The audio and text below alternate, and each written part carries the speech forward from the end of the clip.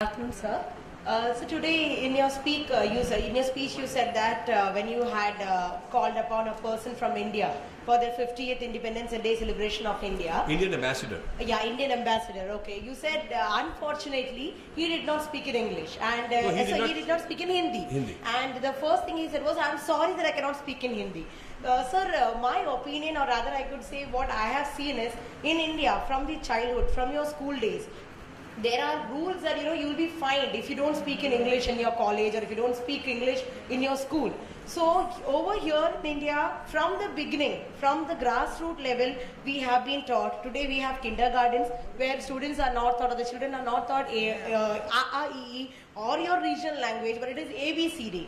It's Jack and Jill and it's your Baba Black Sheep, the various English rhymes which is being taught. So we as young educators, since you have come to an educational institution and you're giving us a speech, what do you think that what is a major step which we can take, at least from the education point of view, that we can bring this importance of Indian culture and values? Yeah. So I think that you have hit a very important point, that loss of language means loss of culture, loss of identity, loss of itihas and thinking, loss of your stories, loss of continuity with the land and with the soil, because you read stories from another culture which have to do with their climate. For instance, in the English speaking world, a nice day is sunny, bad weather is cloudy and rainy. Now that comes from England because it hardly ever is sunny. Generally it's cloudy and rainy, drowsy, dull. So when it's sunny, it's a beautiful day, correct? Of course, the British used to say the sun never sets on the British Empire because they had the presence of empire throughout the globe. So wherever the sun was, there was always British Empire was there. So sun never sets in the British Empire. But since they lost all that empire, you can say now the sun hardly ever rises over the British Empire. Now, this has entered the English language, so all these great Indian writers writing a nice days when it's sunny. But for tropical hot weather, rain is a beautiful thing. Why is rain a bad day? I don't understand. Rain is a beautiful thing. Nature taking a bath, peacocks dance, animals are happy. Rain is an important function of nature to keep the eco-balance. There's nothing about bad weather, rain coming. I just don't understand that. So this is an example of, you internalize stories, and you also, then what you like, what your preferences are also changes accordingly. And so you become alienated from your land even, from your geography even, the kind of animals we have, the kind of seasons we have, you see. So instead of a harvest season because of certain weather, and this is also localized, like in Punjab it's different and in some coastal area it's different, that's how it should be. Our country never tried to make one uniform homogeneity of everyone. We never tried to do that. It's a very unique thing. Never tried to say that my way is going to be your way and my way is the only way. And I write in this book the philosophical origin of exclusivity in the West and the philosophical origin of diversity in India. I've explained with very, very great detail, whole chapter on this issue. And I also got a chapter called Order and Chaos, that the West has a fixation for order, very big fear of chaos, disorganized. They call it disorganized, anarchy, chaos, whereas Indians are more comfortable. And I first found this when I was in software in the 70s in US. Before software export became popular, I was one of the first project managers in the software industry in the US with Indian software people. And that's a big story someday I might write about. So I had Indian people, and they're Western people, and we're doing software. So, one Westerner would come to the thermostat and move it 2 degrees more, and then the other guy would come and bring it back. Then they go to the boss and who's right, what should be the policy. And the Indians would look at it and say, what is the problem? Why is it? Because they're more elastic about what is acceptable. Or something would, as predicted and expected, not happen, the Indians would be able to improvise. Indian would be able to just open their stuff and eat this, that, we'll do it differently today. And this is found in Indian music improvisation. It's found in Indian cuisine. The chef doesn't weigh that you take 20 grams of this and heat it for 18 seconds at 32 degrees. It doesn't do like that. Recipe book is not written like that. But the food is so delicious because the person has embodied the experience. It's called embodied knowledge rather than disembodied models. This is also true in mathematics and in science. The Westerners did very well in developing models where there is a certain disembodied truth out there. It's a very Aristotelian idea. I describe it here. Whereas the Indians were very good at improvising how to come up with the right calculation without a rigid model. The model is itself evolving. There is no fixed model. It's always evolving.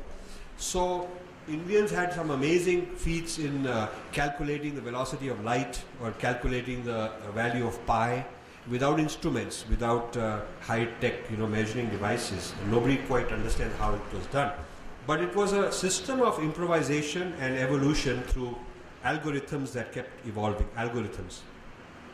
So I would say that we must not give up this quality, and that is what we give up. When you adopt an alien language, you can produce any number of Pulitzer Prize and Nobel Prize and whatnot. The point is, it is somebody else giving you that prize. Somebody else deciding, aapko milega, aapko nahi milega. You see? And those people are sitting in Sweden, or they're sitting in London, or they're sitting somewhere. So what we have done, whether we have surrendered ourselves, okay, Oscar chahiye is more important than any Indian award, or Pulitzer Prize more important than Sahitya Kala Academy Award, the criteria of how you are going to be measured depends on someone else. You become a slave. You become a slave. In fact, as the non-Western population explodes percentage-wise, and countries in the West are not producing the same birth rate, they're very worried, and their percent of the world economy is shrinking. How they're going to control is going to be to take ideas, make them into world standards, control the standard. Control the standard. But let others implement it. Unko prize bhi de denge, unko boss bhi bana denge, but somebody else has made them the boss. See, somebody like an Amartya Sen is completely made in the Western, his wife is from the Rothschild family. You know that.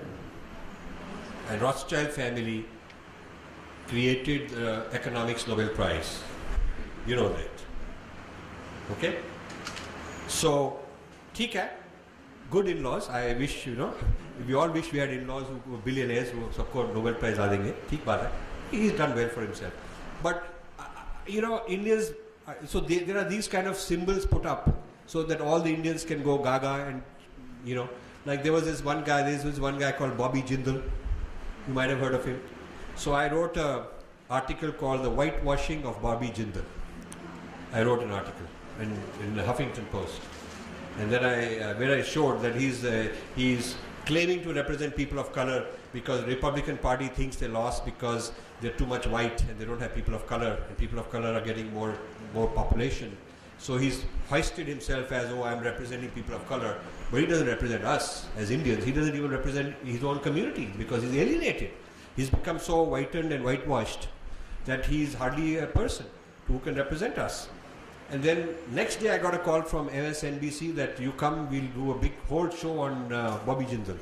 So this became a very big deal. And within 2 weeks his ratings went from 55% to 37%.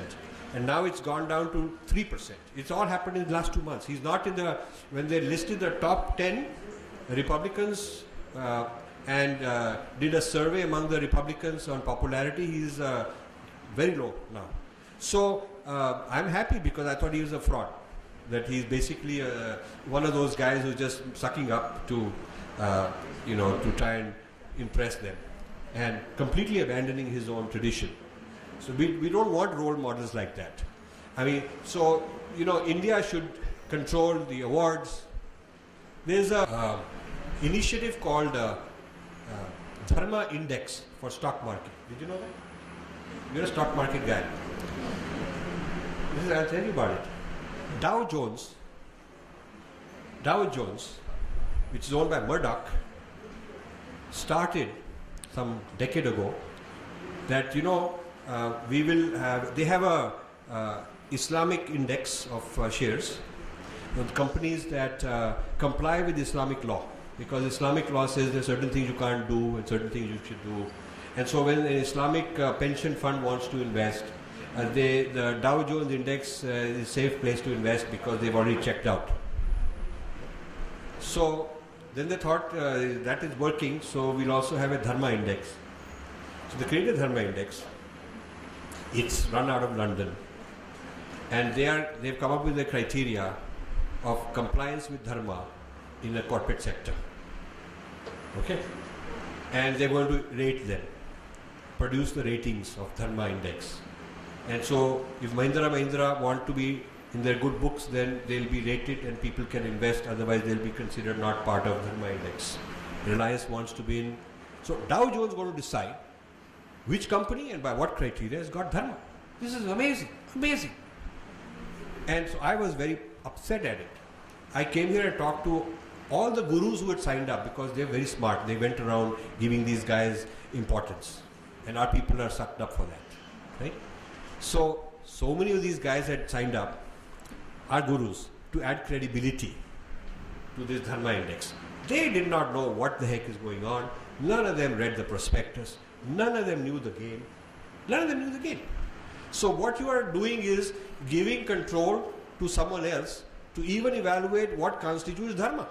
And their criteria were very different, very different. I mean, I raised a lot of issues. I said, is vegetarianism a criteria? So will you remove all the meat people? How about those who are doing pharmaceutical R&D on animals with cruelty? So yes, no. Who gets to decide? How do you decide? I raised a lot of issues with them. And so, then it became a little controversial. I wrote a lot about it. So they kind of cooled down this Dharma Index business. But the business of awards, standards, criteria, prestigious journals, prestigious conferences, prestigious degree, kahan se milegi aapko? This kind of a thing as sort of part of the brand building of people, personalities and ideas. The West is very good at it. And our people are just gone behind. This is a very good question.